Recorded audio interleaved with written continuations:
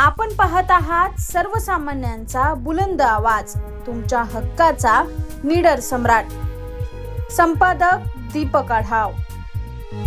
घाटकोपर पूर्व येथील महापालिकेच्या पंतनगर शाळा क्रमांक 3 मध्ये मध्यान्ह भोजनात काच आढळल्याने पालकांमध्ये एकच खळबळ उडाली आहे. याची माहिती मिळताच शुक्रवारी मुंबई मनपामधील विरोधी पक्षनेत्या किशोरी पेडणेकर शाळेत पोहोचल्या. या प्रकरणाबाबत त्यांनी येथील संबंधित अधिकाऱ्यांची झाडझडती घेतली. येथील खिचडी खाऊन पाहिली आणि तिचा दर्जा पाहून थेट अन्न व औषध प्रशासनाचे आयुक्त तुकाराम मुंढे यांना कॉल लावत तक्रार केली. 30 मे रोजी या शाळेत आलेल्या मध्यान्ह भोजन जे श्रुती महिला बचत गट गृह उद्योग संस्था यांच्या माध्यमातून येते, त्यांच्या खिचडीमध्ये 6वीच्या विद्यार्थ्याला काच लागली. त्यांनी याची माहिती शिक्षक विकास घुगे यांना दिली. विकास घुगे यांनी वरिष्ठांना याची माहिती दिली असता त्यांना धमकावल्याचा आरोप घुगे यांनी केलाय.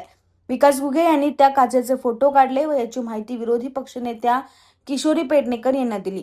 त्या नगरसेवक साईनाथ दुर्गे, विधानसभा समन्वयक इम्रान शेख, प्रकाश वाणी व इतर पदाधिकाऱ्यांसह या शाळेत झाडझडती घेण्यास पोहोचल्या. त्या आल्या तेव्हा तेथे ठेवलेल्या मध्यान्ह भोजनाजवळ त्यांना कोणीही आढळले नाही. तसेच त्यांनी खिचडी खाऊन पाहिली असता यातील सोयाबीन चॉप्स कच्चे असल्याचे आणि तांदूळही बरोबर नसल्याचे आढळले. याबाबत त्यांनी संताप व्यक्त करत थेट अन्न व औषध प्रशासन आयुक्त तुकाराम मुंढे यांनाच फोन करून या प्रकरणाच्या चौकशीसाठी तक्रार केली. तसेच येथील अधिकारी आणि कर्मचारी यांना फैलावर घेतलं. या प्रकरणी दोषींवर कारवाईची मागणी करत शाळेतील मध्यान्ह भोजन कंत्राट विश्वासू संस्थांना द्यावे अशी मागणी केली. आमच्या भोजनात काच सापडणे आमच्यासाठी धक्कादायक आहे. हे कसे झाले याचा आम्हीही शोध घेत आहोत. महापालिका प्रशासनही त्याची चौकशी करत आहे.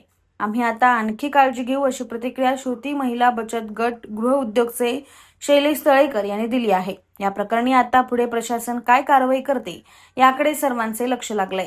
आगे जाके क्या उसको निकाल दो, आगे जाके क्या मर जाने के बाद ये बच्चों को ध्यान में जो रखते हुए टीचर ने रोका, हाँ, वो बच्चे ने कांच दिखाया तो उन्होंने खिचड़ी ही रोकी. हाँ, हाँ, एक कांच मिली, इसका मतलब है इसके कांच नहीं होगा, ऐसा नहीं ऐसा होगा. नहीं है. एक परसों हुआ, आज मैं आई, खिचड़ी रख के गए वो लोग, किसी को पता ही नहीं